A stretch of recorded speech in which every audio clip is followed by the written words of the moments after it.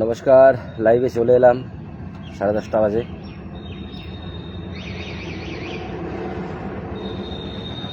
আজকে খুব বেশি সময় নেব না, খুব অল্প সময়েই মূল কথাটুকু বলবার চেষ্টা করছি। আজকের বিষয় হলো ওষুধ ছাড়া সুস্থ জীবন। এই কথাটা বলবার আগে আমাদের আগে জেনে নিতে হবে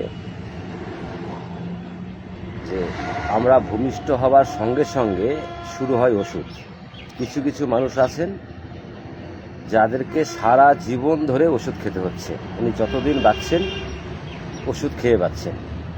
এবার প্রশ্ন হচ্ছে, ওষুধ খেয়ে উনি কি সুস্থ হচ্ছেন, বা যে ওষুধটা উনি খাচ্ছেন আদেও সেটাই তার কোনো উপকার হচ্ছে? এরকম হাজারো প্রশ্ন মনে চলে আসে। তো আমরা যদি প্রথমেই জেনে নিই যে ওষুধ কি। ওষুধ মানেই ডাক্তারবাবু লিখবেন ট্যাবলেট আকারে, বড়ি আকারে, ক্যাপসুল আকারে, সিরাপ আকারে, বোতলের মধ্যে, সেগুলোকেই আমরা ওষুধ বলে জানি। কিন্তু আপনি যদি ওষুধের আসল ব্যাখ্যা খুঁজতে চান, তাহলে ওষুধ হচ্ছে সেটাই যেটা খেয়ে আপনি অসুস্থতা থেকে মুক্তি পাবেন, সেটাই ওষুধ। জরুরি নয় সেটা ট্যাবলেট হতে হবে, সেটা ক্যাপসুল হতে হবে, সেটা সিরাপ হতে হবে, সেটা ডাক্তারবাবুকে লিখতে হবে, এটা জরুরি নয়। যদি আমরা মানব সভ্যতার ইতিহাস দেখি, তাহলে মানব সভ্যতা প্রায় 10 লক্ষ বছর ধরে পৃথিবীতে। আর আজকের দিনের যে মেডিকেল ইন্ডাস্ট্রি বলবো, এদের জন্ম ধরুন 1900 সালের দিকে। 2000 সাল থেকে এরা গোটা পৃথিবীতে রাজ করতে শুরু করেছে। গোটা পৃথিবীতে 1900 সাল থেকে করতে শুরু করেছে। তো প্রশ্ন হচ্ছে যে আধুনিক চিকিৎসায় যারা আমরা নির্ভরশীল হচ্ছি, তথাকথিত যারা শিক্ষিত সমাজ আমাদের আজকে, তারা ম্যাক্সিমাম ওষুধের উপর নির্ভরশীল হয়েছে। আদৌ কি তারা সুস্থ জীবন পাচ্ছে? একজনও কি পেয়েছে? কিন্তু যেদিন ইংরেজি ওষুধগুলো ছিল না আমাদের দেশে, সেদিনও মানুষ দীর্ঘায়ু লাভ করত, সেদিনও মানুষ প্রকৃতির সঙ্গে প্রচুর সংগ্রাম করে বেঁচে থাকতো। কেন? মানব সভ্যতার ইতিহাস 10 লক্ষ বছর আগেও বললাম। তাহলে 1930 সালের পর থেকে ইংরেজি ওষুধগুলো ধীরে ধীরে প্রমোট হতে শুরু করেছে। তার আগে অবধি মানুষ কিন্তু যথেষ্ট সুস্থ ছিল, এত রোগ ছিল না। হয়তো কিছু কিছু রোগ হতো সে সময়, কিন্তু রিকভারও করতো। সে সময় সাপেও কাটতো লোককে, সে সময় কুকুরেও কাটতো, সে সময় শেয়ালও কাটতো। মানুষ তথাপি সংগ্রাম করে বেঁচে থাকতো। আজকের ডেটে এসে আমাদের গড় আয়ু কিন্তু কমছে প্রত্যেকের। যখনই একটা মানুষের 40 বছর পেরিয়ে যাচ্ছে, তখন থেকেই ধরুন যে 95% মানুষ ওষুধের উপর নির্ভরশীল হয়ে যাচ্ছে। কোনো না কোনো ওষুধ তার কাছে, সুগারের ওষুধ, প্রেশারের ওষুধ, থাইরয়েডের ওষুধ, কোনো না কোনো ওষুধ তার লেগেই আছে। যে ওষুধগুলো আমৃত্যু তাকে খেয়ে যেতে হচ্ছে, অথচ উনি ভালো হচ্ছেন না, বরং পেনফুল ডেথ হচ্ছে মানুষের। মৃত্যু তো, জন্ম যখন হয়েছে মৃত্যু প্রত্যেকের হবে, মৃত্যু হবেই, কিন্তু পেনফুল কেন? এই নিয়ে আমাদের বার্তা, এখানে আমাদের বলার আছে যে আদেও যে ওষুধগুলো আমরা খাই, সে ওষুধগুলো আমাদের শরীরে 1% হলেও কি কাজে দেয়? না খেলে কি হতো? সিম্পল। আমি একটা ছোট্ট উদাহরণ দিই, পরিসংখ্যান যেটা বলছে। ধরুন 100 জন রুগী, সুগারের রুগী, যারা ডাক্তারের কথা মতন, ডাক্তারবাবু যা বলেন, যখন যা বলেন ওনারা তাই করেন। আরও একদিকে 100 জন রুগী আছে যারা কোনোদিন ডাক্তারকে দেখাননি, অথচ তারা সুগারের রুগী। এবার প্রশ্ন হচ্ছে, কাদের লাইফ বেশি, কারা বেশি দিন জীবিত থাকবে? পরিসংখ্যান বলছে 100 জন সুগারের রুগীর মধ্যে যারা ইনসুলিন নেয় বা ওষুধ খায় বা ডাক্তারের কথা মতো চলে, সেখান থেকে প্রতি বছর 7 জন করে লোক মারা যায়। ওষুধ খাবার পর, ইনসুলিন নেবার পর, ডাক্তারবাবুদের কথা শুনবার পর 100 জনের 7 জন মারা যায়। অনুরূপভাবে যে 100 জন মানুষ যাদের সুগার আছে, যারা কোনোদিন ডাক্তারের কাছে যায় না, তারাও মারা যায় 100 জনের 3 জন প্রতি বছর। তাহলে অঙ্কটা কোথায় দাঁড়ায়? একটু আমরা যদি সায়েন্সটাকে খুঁজি, ভেতরে ঢুকি, তাহলে দেখব যে আপনি ইনসুলিন নিয়েছেন বা সুগারের ওষুধ খাচ্ছেন, মানে আপনার রক্তে সুগার পাওয়া যাচ্ছে না, সুগারটা কমে গেছে, নর্মাল দেখাচ্ছে, রিডিংয়ে নর্মাল দেখাচ্ছে। আপনার ব্লাডে ওষুধ খেয়েছেন জন্য ব্লাডে সুগারটা নর্মাল, ওষুধ খাবেন না, ব্লাডে সুগারটা বেশি দেখাবে। এই যে নর্মাল দেখছেন, এই সুগারটা আপনার গেল কোথায়? এই সুগারটা কিন্তু আপনার শরীর থেকে বের হয়ে যায়নি। এই সুগারটা আপনার ব্লাডে শো করছে না, কিন্তু ব্লাড থেকে টেনে শরীর কোথাও না কোথাও স্টোর করছে। যেখানে স্টোর করছে সেখানে কিন্তু প্রবলেম তৈরি হয়ে যাচ্ছে। যদি সেটা হার্টে স্টোর হয়, ওই হার্ট অ্যাটাক, যদি ব্রেনে কোথাও স্টোর হয়, ব্রেন অ্যাটাক বা ব্রেন টিউমার, যদি অন্য কোথাও স্টোর হয়, সেটা স্টোন হতে পারে, টিউমার হতে পারে, কিডনিতে ইনফেকশন হতে পারে, এরকম প্রচুর কিছু হতে পারে। তো আপনার উদ্দেশ্য কি এগুলি ছিল যে আপনি সুগারের ওষুধ খাবেন, বিনিময়ে আপনার কিডনিটা যাবে? এটা তো উদ্দেশ্য ছিল না। আপনি সুগারের ওষুধ খাবেন, বিনিময়ে আপনার হার্টটা খারাপ হবে, এটা তো ছিল না। অনুরূপভাবে আপনি যখন ওষুধ খাচ্ছেন না, আপনার ব্লাডে সুগার বেশি দেখাচ্ছে, শরীর সেখানেও স্টোর করবে। যখন অতিরিক্ত সুগার আপনার ব্লাডে শরীর দেখবে আসে, এক্সেস সুগারটা শরীর টেনে নেবে। এবার একই কাজ করবে, ওষুধ না খেয়েও আপনার সুগারকে টেনে কোথাও না কোথাও শরীর স্টোর করবে। কিন্তু অঙ্কটা হচ্ছে, শরীর ন্যাচারাল পদ্ধতিতে করছে জন্য ওই স্টোন বা কিডনি তৈরি করতে শরীরের যদি 10 বছর লাগে, আপনি ওষুধ খেয়ে যেহেতু তাড়াতাড়ি টেনে নিচ্ছেন ব্লাডে সুগারটা নর্মাল দেখাবার জন্য, সেহেতু আপনার 5 বছরেই কিন্তু ওই কাজটা করে ফেলছে। অর্থাৎ অঙ্ক হলো এটা, যে আপনি যখন ওষুধ খাচ্ছেন, 5 বছরের মধ্যে যে আপনি এফেক্টটা পাচ্ছেন, আপনি ওষুধ না খেলে সেই এফেক্টই হয়তো পেতে পারেন, সেটা পেতে আপনার 10 বছর লাগবে। তাহলে কোনটা আপনার কাছে সহজলভ্য হবে? অন্তত ওষুধ না খাওয়াটাই বেশি ভালো। এটাই আসি। এবার আসি রিকভার। দেখুন, প্রকৃতি আমাদেরকে শক্তি দিয়েছে, প্রকৃতির মধ্যে সব আছে। প্রকৃতির চেয়ে বড় শক্তিশালী পৃথিবীতে আর কেউ নয়, সেটা প্রত্যেকে আমরা খুব ভালো জানি। এক্ষুনি একটা বড় ভূমিকম্প হলে আপনার আমার বাঁচবার ক্ষমতা নেই। এক্ষুনি একটা বড় সুনামি হয়ে গেলে আপনার আমার এলাকা যদি পুরো ডুবে ভেসে যায়, আমরা বাঁচতে পারবো না। এক্ষুনি একটা ঘূর্ণিঝড় হয়ে সমস্ত কিছু ধ্বংস হয়ে যেতে পারে। তো প্রকৃতির চেয়ে বড় পৃথিবীতে কিছু নেই। আর আমরা এই প্রকৃতি থেকে যত দূরে যাচ্ছি, তত আমাদের সমস্যা বেড়ে যাচ্ছে। আমাদেরকে প্রকৃতির টাচে থাকতে হবে, তাহলে আমরা সুস্থ থাকবো। একদম পরিষ্কার হিসেবে।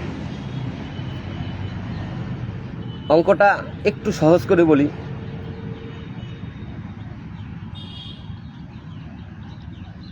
আমরা আগেও বললাম যে মানব সভ্যতা 10 লক্ষ বছরের, আজকের ডেটে দিন রাত আমাদের এক হয়ে গেছে। কোনটা দিন কোনটা রাত বুঝতে পারি না, কারণ ইলেকট্রিকের কারণে। এবার ইলেকট্রিক আমাদের পৃথিবীতে কবে জন্মেছে, আপনি কবে পেয়েছেন? ইলেকট্রিক আমাদের দেশে 1900 সালেই এসেছে। আমার বাড়িতে তো আসা হালে বোধহয় 30-35 বছর হচ্ছে, 30 বছরও হবে না। আমার দেশে আসা, আমাদের ইন্ডিয়াতে ইলেকট্রিক আসা সম্ভবত 1930 হতে পারে, ইলেকট্রিক প্রথম আসা। কিন্তু সব মানুষের বাড়ি, মোটামুটি মানুষ ইলেকট্রিক চিনেছে ওই 1950-এর পর থেকে। 70 সালের পর থেকে মোটামুটি অধিকাংশ শহরে ইলেকট্রিক পৌঁছে গেছে। আর 1980-90 সালের দিক থেকে মোটামুটি গ্রামগঞ্জে সবখানেই ইলেকট্রিক পৌঁছে গেছে। তার আগে অবধি এই যে 10 লক্ষ বছরের যে ইতিহাস, এই 10 লক্ষ বছর ধরে মানুষ কী করত? মানুষ সন্ধে হলেই খাবার খেত, পাখিদের মতো শুয়ে পড়তো, ভোরবেলা আবার উঠতো পাখিদের মতো। তারা মাটির টাচে থাকতো, তাদের পায়ে জুতো ছিল না, তারা মাটির টাচে থাকতো জন্য তাদের ইমিউনিটি ভালো থাকতো। আর আমরা জন্মের পর থেকে একটা বাচ্চা প্রথম কত বছর বয়সে মাটি ছুঁয়েছে, বাচ্চার গার্জিয়ানও বলতে পারবে না। কেন? ছোট বাচ্চা, ছেড়ে দেবো, মাটিতে নেমে গেলে পায়ে ইনফেকশান হয়ে যেতে পারে, বাবা মাটিতে নামা যাবে না। বা যারা শহরে থাকেন অনেক তলা বিল্ডিংয়ের উপর, তারা মাটি কী জিনিস হয়তো জানেই না, ছোঁয়া তো পরের কথা। তো সমস্যা কাদের হবে? তাদের তো হবেই। তাহলে আমাদের কি উচিত? জুতো খুলে হাঁটা? সেটা তো সম্ভব নয়। অন্তত 7-8 ঘন্টা মাটিতে থাকা, সেটাও সম্ভব নয়। উপায় একটাই, আর্থ থেরাপি, যেটা নিয়ে আমি ভিডিও দিয়েছিলাম, ফেসবুকের আগে ভিডিও দিয়েছিলাম, হয়তো দেখেছেন। তো আপনি যখন ঘুমোবেন একটা তার মাটিতে পুঁতে রাখবেন, তারের মধ্যে লোহা বেঁধে, সেই তারের অপর প্রান্ত আপনার বডির সাথে টাচে থাকবে যখন আপনি ঘুমোচ্ছেন। 7-8 ঘন্টা তো আপনি ঘুমোচ্ছেন, তাহলে 7-8 ঘন্টা যদি আপনি মাটির টাচে থাকতে পারেন, তাহলে আপনার শরীরের ইমিউনিটি বেড়ে যাবে। আর আপনার ইমিউনিটি বেড়ে গেলে আপনার শরীরের সবচেয়ে বড় ডাক্তার আপনার শরীর, সেই ডাক্তারকে আপনি সুযোগ দিচ্ছেন ডাক্তারি করবার জন্য, সে সব ঠিক করে দিচ্ছে। আপনার যদি সুগার থাকে, আপনার যদি প্রেশার থাকে, আপনার যদি থাইরয়েড থাকে, যে সমস্যা থাকুক না কেন আপনি রিলিফ পাবেনই। আপনার ঘুমের সমস্যা হয়, ভালো ঘুম হবে। আপনার ব্যথার প্রবলেম আছে, এটা পেন কিলারের বাবা, কোনো সাইড এফেক্ট হবে কি? কোনো সাইড এফেক্ট নেই। তো এই হচ্ছে টাইম অ্যাজ মেডিসিন। আগেও বলেছি যে ওষুধ মানেই ট্যাবলেট আকারে হতে হবে তা নয়। ওষুধ এটাই যেটা থেকে আপনি মুক্তি পাচ্ছেন। তাহলে আপনি যদি মাটির টাচে থেকে মুক্তি পান, যেখানে কোনো টাকা খরচ নেই, যেখানে এটা পাওয়ার জন্য আপনাকে এক্সট্রা কোনো কষ্ট করতে হবে না। আপনি যখন পৃথিবীতে আছেন, আপনি 10 তলা বিল্ডিংয়ে থাকলেও এটা সম্ভব, আপনি পাবেন। এটা সকলের জন্য। অনুরূপভাবে সূর্যের আলো, সূর্যটা সকলের জন্য। সূর্যের আলো আপনার শরীরে খুব দরকার। অন্তত 24 ঘন্টা, যতক্ষণ সূর্য আছে 24 ঘন্টার মধ্যে অন্তত 30 মিনিট সূর্যের আলো গায়ে লাগান, যখন খুশি গায়ে লাগান, এতে আপনার ইমিউনিটি বেড়ে যাবে। আর খাবার একটা খুব ভালো জিনিস। আমি অনেকের কাছেই বলতে শুনি ভালো মন্দ খাওয়া। তো ভালো মন্দ খাওয়া বলতে কোন খাবারটা ভালো কোন খাবারটা মন্দ এটা আমার জানা নেই, হয়তো তারা বলতে পারে। কিন্তু ভালো মন্দ খাবার হচ্ছে আপনার শরীরের জন্য যেটা উৎকৃষ্ট, সেটাই ভালো। তাহলে উৎকৃষ্ট কোনটা? মাছ, মাংস, ডিম, এগুলি? মোটেও না। এটা আপনার শরীরের জন্য এটা নয়। আপনি মাংসাশী প্রাণী হিসেবে বিবেচিত নন। আপনি যদি মাংসাশী প্রাণী হতেন, তাহলে আপনার দাঁতগুলো ধারালো হতো, বাইরের দিকে থাকতো, যেমন বিড়ালের থাকে, যেমন কুকুরের থাকে, যেমন বাঘের থাকে, সিংহের থাকে, এদের থাকে। গরুর দাঁত যেরকম শেপে আপনার দাঁত সেরকম শেপে, ছাগলের দাঁত যেরকম শেপে আপনার দাঁত সেরকম শেপে, অর্থাৎ মাড়ি আছে, মাড়ির সঙ্গে দাঁত সমানভাবে যুক্ত। মানে আপনি মাংসাশী প্রাণী নন। মাংস যদি আপনি জোর করে শরীরে দিয়েছেন, হয়তো আপনার পেট ভরবে, হয়তো খেতে ভালো লাগবে, কিন্তু সেটা আপনার শরীরের জন্য আদর্শ খাবার নয়। ওটা মন্দ খাবার, ওটা ভালো মধ্যে যায় না। আপনার শরীরের জন্য ভালো খাবার হচ্ছে ফল, প্রকৃতির ফল। ফল যে অবস্থায় আসে সেই অবস্থায় আপনি খাবেন। আপনার খাবার হবে সকালবেলা উঠে পেট ভরে, অন্য কোনো কিছু না, চা না, বিস্কুট না, কিছু না। প্রয়োজনে জল খেতে পারেন 1 গ্লাস, এরপর আপনি খাবেন শুধু ফল, পেট ভরে ফল খাবেন। যিনারা সুগারের রোগী, বেশি করে আম খাবেন। আমের সিজন, আম 7 দিন কন্টিনিউ খাবেন, সুগার আপনার এমনি নর্মাল হবে। অদ্ভুত শোনাচ্ছে। আম, কাঁঠাল, মিষ্টি, যত মিষ্টি ফল খাবেন তত সুগারের জন্য ভালো। সুগারের ওষুধ এগুলি। আর আমরা এগুলি বাদ দিয়ে এগুলি থেকে দূরে থাকি, মিষ্টি খাওয়া যাবে না। তাই আপনাকে দেখতে হবে মিষ্টির সোর্সটা কী আছে। এটা যদি চিনি থেকে মিষ্টি হয়, অবশ্যই খাবেন না, কখনোই না। কিন্তু এটা প্রকৃতির মিষ্টি। তবু এখানে বিতর্ক আছে, হ্যাঁ আম সুগারের রোগীর খাবার, আপনি যতই বলুন আদর্শ হতে পারে না। একটা ছোট্ট উদাহরণ দিই। একটা কাঁচা আম, ধরুন একটা গাছ থেকে আপনি আম পেরে নিয়ে আসলেন, আমটা কাঁচা, সেটা মিষ্টি না, তাহলে সেটা সুগারের রোগীর জন্য আদর্শ? আপনি বলবেন হ্যাঁ। এবার আমটা 2 দিন রেখে দিলেন, পেকে গেল, মিষ্টি হয়ে গেল, এবার আদর্শ নয়? আপনি বলবেন না। কেন? একই আম তো। আমটা কাঁচা অবস্থায় সুগারের রোগী খেতে পারবে, আর পেকে গেলে খেতে পারবে না? কেন? বাইরে থেকে কিছু ইনজেক্ট করা হয়েছিল নাকি? মোটেও না। তাহলে প্রকৃতিই সেটা তৈরি করে দিয়েছে। যেটা টক ছিল গতকাল, সেটা আজ মিষ্টি। সুতরাং এই মিষ্টি তার শরীরের জন্য আদর্শ। এই মিষ্টিতে ফ্রুটোজ আছে, এই ফ্রুটোজ তার সুগারকে কমাবে। তাহলে যে কোনো রুগী, যে কোনো মানুষ, যে কোনো অবস্থাতেই থাকুন না কেন, প্রথম আপনার খাবার হচ্ছে সকালবেলা ঘুম থেকে উঠে পেট ভরে ফল খাওয়া। ফল খেয়ে নিলেন। দুপুরে খাওয়ার আগে, মানে 12টা পর্যন্ত যা খাবেন ফল, দুপুরে খাওয়ার আগে কিছুটা স্যালাড, টমেটো, শসা, গাজর এগুলি স্যালাড হয়, সঙ্গে কিছু পাতাও নিতে পারেন, কারি পাতা, ধনে পাতা এগুলি। এই সমস্ত স্যালাড খাবার পর আপনার ভাত, ডাল, রুটি যা হয়েছে সেটা খাবেন। রাতের খাবার সন্ধ্যে 6টার মধ্যে কমপ্লিট। দুপুরে যেমন খেয়েছেন, প্রথমে স্যালাড, তারপর ভাত, ডাল, রুটি আর যা হয়েছে খেয়েছেন। শুধু এটুকু করুন। আপনার শরীরে যত বড়ই রোগ থাকুক না কেন, যত বড়ই রোগ থাকুক, 1 মাসের মধ্যে সেই সমস্ত রোগ থেকে আপনি একেবারেই মুক্তি পাবেন, মুক্তি পেতে শুরু করবেন। আপনার ইনসুলিন নিতে হলে আপনি ইনসুলিন ছাড়তে বাধ্য হবেন, আপনি সুগারের ওষুধ খেতে হলে সেটা ছাড়তে বাধ্য হবেন, আপনার প্রেশারের ওষুধ ছাড়তে বাধ্য হবেন, আপনি যাই বলুন না কেন, শুধু এটুকু ফলো করলে। যে প্রথম হচ্ছে খাদ্যটা কি? আপনি ফল খেলেন, স্যালাড খেলেন, তারপর ভাত, ডাল যা হয়েছে খেলেন। রাতের খাবার সন্ধ্যে 6টার মধ্যে কমপ্লিট করলেন, রাতে আর্ট থেরাপি নিলেন, ব্যাস এটুকু কাজ। আর দিনে সূর্যের আলো লাগালেন। এটুকু কাজ যদি আপনি করতে পারেন এবং এটা যদি কন্টিনিউ করতে পারেন, 100 বছরের আগে জম আপনার বাড়িতে আসবে না, আসতে পারে না। শুধু এটুকু করুন। যে কোনো রোগ থেকে আপনাকে শুধু এই পদ্ধতিটুকুই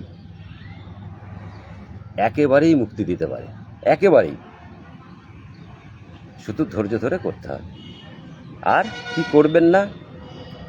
মাছ, মাংস, ডিম, দুধ এবং দুধজাত দ্রব্য এর ধারে পাশেও আসবেন না। যতদিন অন্তত আপনার সেই অসুস্থতা আছে বা সেই প্রবলেম আছে, ততদিন অন্তত করুন। কোনো সাইড এফেক্ট হবে কি? কাউকে অনেক টাকা দিতে হবে কি? কিছুই করতে হবে না। আপনি ঘরে বসে এই ছোট্ট জানকারিটুকু নিয়ে যদি নিজে, আপনি এবং আপনার পরিবারের মধ্যে এটা করতে পারেন, এবং 1টা মাস করে দেখলেই বুঝে যাবেন কি হচ্ছে। এটা কন্টিনিউ করুন। এই লক্ষ লক্ষ টাকা মেডিকেল সায়েন্সের জন্য বাজেট, সেটা আপনার সেভিংসে পরিণত হবে। এই হচ্ছে সুস্থ থাকার বার্তা। আর যদি কেউ ইতিমধ্যে বড় প্রবলেমে পড়েছেন, তাহলে তার জন্য আরেকটু যোগ বিয়োগ করতে হয়, কিছু যোগ করতে হয়, কিছু বিয়োগ করতে হয়, একটু এদিক ওদিক করতে হয়। এইভাবে আমরা নেচার পদ্ধতিতে যে কোনো মানুষকে সুস্থতার পথ দেখাতে পারি, সুস্থ ওষুধমুক্ত জীবন তাকে দিতে পারি, পেনফুল ডেথ থেকে মানুষকে বাঁচাতে পারি। পেনফুল ডেথ থেকে। কেন, যত ওষুধ খাবেন আপনি কখনোই আশা করবেন না আপনি একদিন সুস্থ হবেন, এটা আশা করবেন না। যত দিন যাবে আপনার ওষুধের পরিমাণ তত বাড়তে থাকবে। আর যত ওষুধ খাবেন নিত্য নতুন প্রবলেম শুরু হবে। আপনি প্রথমে 1টা ওষুধ খাচ্ছিলেন, এরপর 4টা খাবেন, তারপর 8টা ওষুধ খাবেন, তারপর ওষুধ, ক্যাপসুল, এগুলি হবে আপনার মেন খাদ্য।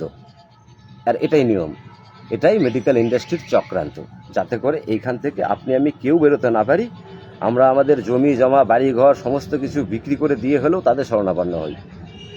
আর গভর্নমেন্ট তো আমাদের আছে, সেই বাবুদের, বাবু বলতে এখানে যারা নাম বলতে ভয় লাগে বলবো, কেন এই ফেসবুকে হয়তো ডিলিট হয়ে যাবে নাম বললে, তথাপি সাহস করে বলছি, বিল গেটসের মতো ব্যক্তিরা, ওনারা প্রভু, ওনারা ছলে বলে কৌশলে প্রত্যেকটা দেশের গভর্নমেন্টকে পর্যন্ত কবজায় করে রাখে। যে কারণে গভর্নমেন্ট আপনার পেছনে উঠে পড়ে লেগেছে ভ্যাকসিন গুজুন। তো আমার এই বার্তার মাধ্যমে অন্তত একটা বার্তা সমাজকে দিতে চাই, বা আপনার কাছে পৌঁছাক, যে কোনো ভ্যাকসিন আপনার আমার শরীরের জন্য ঠিক নয়, কোনো ভ্যাকসিনই নয়। সুতরাং আমার এই লাইফ থেকে একজন মানুষও যদি, যত ভ্যাকসিন লাইনে দাঁড়িয়ে আছে অলরেডি জানেন কত ভ্যাকসিন শুরু হয়ে গেছে প্রমোট, কোনো ভ্যাকসিনই আপনার, আমার বা আমাদের শিশুদের জন্য উপযুক্ত নয়। যত দূরে রাখবেন তত ভালো। যে রোগের জন্য ভ্যাকসিন দেবেন সে রোগ কমাবে না, সেই রোগ প্রমোট হবে আরও।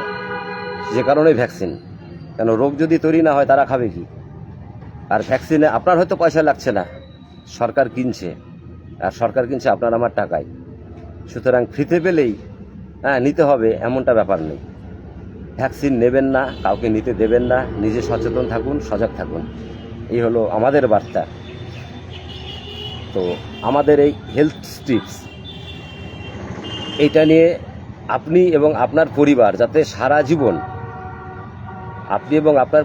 যাতে সারা জীবন মেডিকেলের খপ্পর থেকে বেরিয়ে আসতে পারেন, সুস্থ জীবন পেতে পারেন, এটাই আমাদের প্রয়াস। আর যে কারণে আমরা সান অ্যাগ্রোটেক কৃষক ক্লাবের পক্ষ থেকে একটা হেলথ কার্ড চালু করেছি, যে হেলথ কার্ড 6,500 টাকা আপনাকে পারচেস করতে হবে একবার। আপনি এটা পারচেস করলে আপনার এবং আপনার পরিবারের 4 জন মানুষ সারা জীবন বিনামূল্যে যে কোনো ধরনের সমস্যার ইতিবাচক সমাধানের রাস্তা পাবেন নেচার থেরাপির মাধ্যমে। এটা সারা জীবন ধরে পাবেন। আর প্রতি বছর 50 কিলো করে পেয়ারা পাবেন, আমাদের অর্গানিক চাষের পেয়ারা 5 বছর পর্যন্ত পাবেন, যার ভ্যালু মোটামুটি 5 বছরে 25,000 টাকা দাঁড়ায়। কেন 50 কিলো মানে প্রায় 5,000 টাকা প্রতি বছর। 5 বছরে 50 কিলো মানে 100 টাকা কিলো হলে 5,000 টাকা হয়, 5 বছরে 25,000 দাঁড়ায়। তাহলে আপনি একটা কার্ড কিনলে 25,000 টাকার পেয়ারা পাচ্ছেন 5 বছরে। আপনার পরিবারের 4 জন ব্যক্তির সারা জীবনের জন্য হেলথ পরামর্শ পাচ্ছেন, যেখানে ডক্টর বিআরসির প্রোটোকলে আমরা ডক্টর বিআরসির clinic at the rate home থেকেই হোমেরই পরামর্শ দিচ্ছি, যে তাদের সেখানে রেট হলো একজন ব্যক্তির জন্য 6,500 টাকা, আর আমরা সেটা ওয়ান টাইম, আর আমরা আপনাকে সারা জীবন আপনার পরিবারের 4 জন ব্যক্তির জন্য 6,500 টাকা করেছি। প্লাস আপনি যদি মনে করেন কোনো বন্ধুকে আমন্ত্রণ করবেন, একটা দল তৈরি করবেন, সেখান থেকে আপনার একটা অনারিয়াম থাকবে, অর্থাৎ আপনি একটা ইনকামের সুযোগ পাচ্ছেন। যদি 10 জনের একটা দল তৈরি করতে পারেন, তাহলে 10 জনের দলকে নিয়ে আমাদের 25খানা প্রজেক্টের মধ্যে যে কোনো একটা প্রজেক্ট আপনারা আজকে ট্রেনিং নেবেন, কালকে থেকেই সেই প্রজেক্ট নিয়ে কাজ করে শুরু করে আনলিমিটেড ইনকামের সুযোগ পাবেন, যার মধ্যে অনেক কিছু আছে। সোলার থেকে শুরু করে, এই মুহূর্তে সোলারটা আমরা জোর দিচ্ছি এজন্যই যে সোলারের একটা খুব বড় জোয়ার আসতে চলেছে এবং খুব প্রয়োজন এটা মানুষের। কেন অলরেডি স্মার্ট মিটার লাগানোর কাজ গভর্নমেন্ট শুরু করে দেবে, এরকম একটা জায়গায় দাঁড়িয়ে ইলেকট্রিক রেন্ট, যেটা ইলেকট্রিক মিটার রেন্ট, সেটাও কিন্তু বাড়তে চলেছে, যে কারণে সোলারটা খুব উপযুক্ত প্রত্যেকের জন্য। আমাদের এই মুহূর্তে সোলারের ব্যবসা ভালো হবে। তো আমাদের মেম্বাররা উইদাউট কোনো রকম ইনভেস্টমেন্ট না করে পৃথিবীর বেস্ট কোম্পানির সোলার মানুষকে প্রোভাইড করব, যাতে করে সমাজের কিছুটা হলেও পলিউশন মুক্ত হয় এবং গ্রিন সমাজ তৈরি হয়, মানুষের উপকার হয়। সঙ্গে যিনি কাজটা করবেন, আপনার বারবার ফোন এসে ডিস্টার্ব হচ্ছিল। যাই হোক, শেষের দিকে চলে এসেছি। তো এই 25খানা প্রজেক্টে যে কোনো প্রজেক্ট থেকে আপনারা রোজগার করতে পারবেন, এবং যেদিন 50টা দল তৈরি হবে আপনার জেলায়, এই 50টা দলকে একত্রিত করে কৃষক ক্লাব তৈরি হবে। এই কৃষক ক্লাব নিজেরা পেয়ারা চাষ থেকে শুরু করে আপনার আর যত যা চাষ আছে আর কি, সমস্ত চাষবাস নিজে করবে। সঙ্গে আমাদের যেটা বড় প্রজেক্ট সেটা হলো চন্দন। সান অ্যাগ্রোটেক কৃষক ক্লাব চন্দন বাগান তৈরি করবে, সেটাও যত মেম্বার থাকবে, ওই ধরুন যে 500 জন মেম্বার হলো কৃষক ক্লাবের, 500 জন মেম্বারের প্রত্যেকের এগেইনস্টে যে 10টা করে গাছ লাগানো, মানে 5,000 গাছ, 500 মেম্বার ইন্টু 10, 5,000 গাছ লাগানো হলো চন্দনের, যাতে প্রত্যেকটা মেম্বারের অ্যাভারেজ 10টা করে চন্দন গাছ থাকে।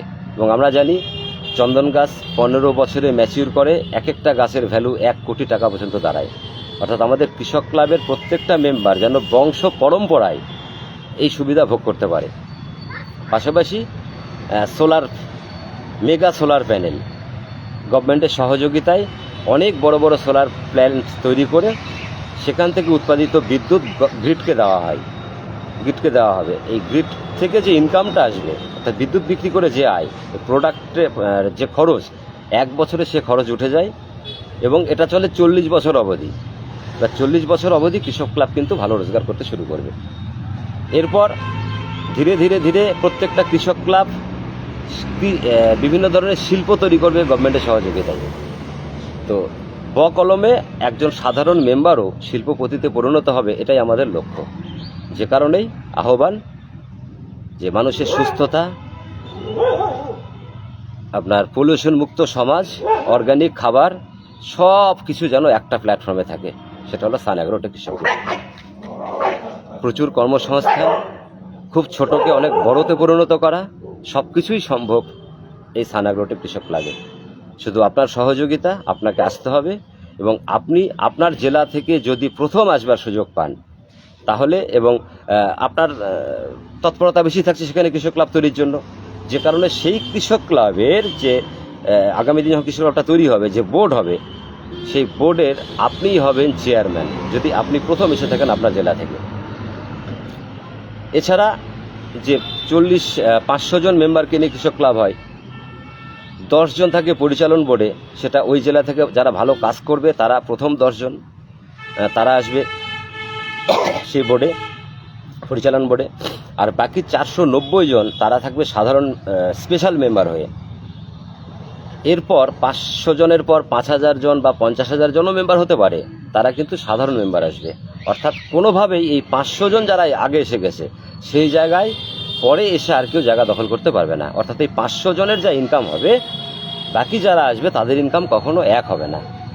তো এই হলো আমাদের উদ্দেশ্য। তাই আসুন, যতক্ষণ না আপনার জেলায় কৃষক ক্লাব শুরু হচ্ছে ততক্ষণ পর্যন্ত দায়িত্ব আমার, শুধু শুরুটা করুন। ভালো থাকুন, সুস্থ থাকুন।